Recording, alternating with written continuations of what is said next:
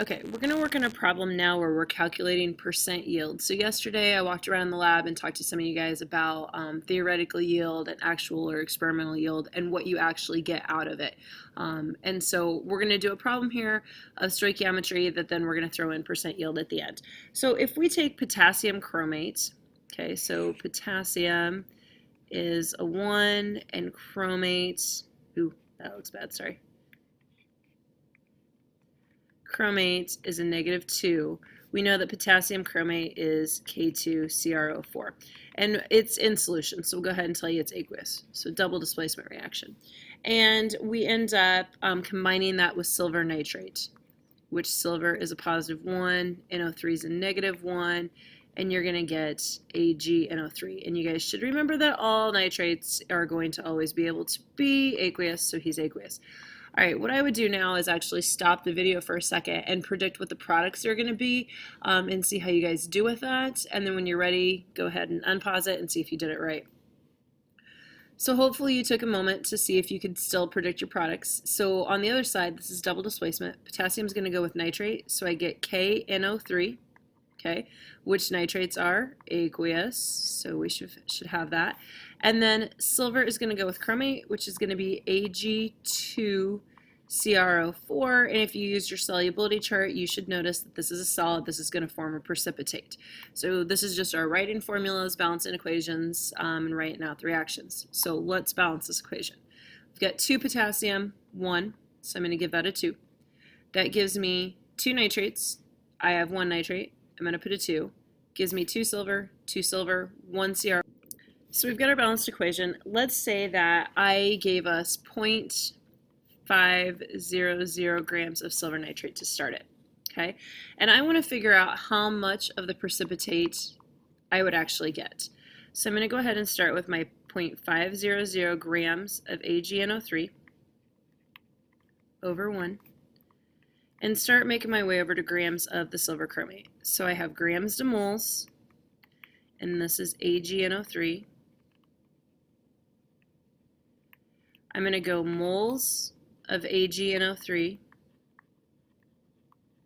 to moles of the silver chromate.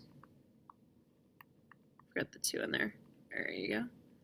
Okay, and then I'm going to go one more time and go moles to grams of the silver chromate. I know adding the silver chromate or the silver nitrate doesn't seem like a big deal, but it really is once you keep going with these so that you don't get lost on where you're at. Okay, so we're going to go ahead and fill in. So I've got 1 mole, and then we're going to find the mass for our silver nitrate. So we know nitrogen's 14, oxygen 16 times 3 is 48. And okay, so finding our mass here, silver is 108, nitrogen's 14, and oxygen is 16 times the 3 is 48. So if I take 108 plus 14 plus the 48, I should end up with 170. Okay, moles here, we look at moles of AgNO3 and there's 2 of them.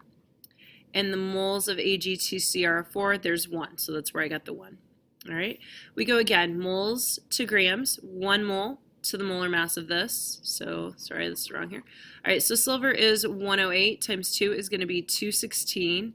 Chromium is 52, and then 16 times 4 is 64 for the oxygen. So if I add up my 216 plus 52 plus 64, I should end up with 332 for this mass.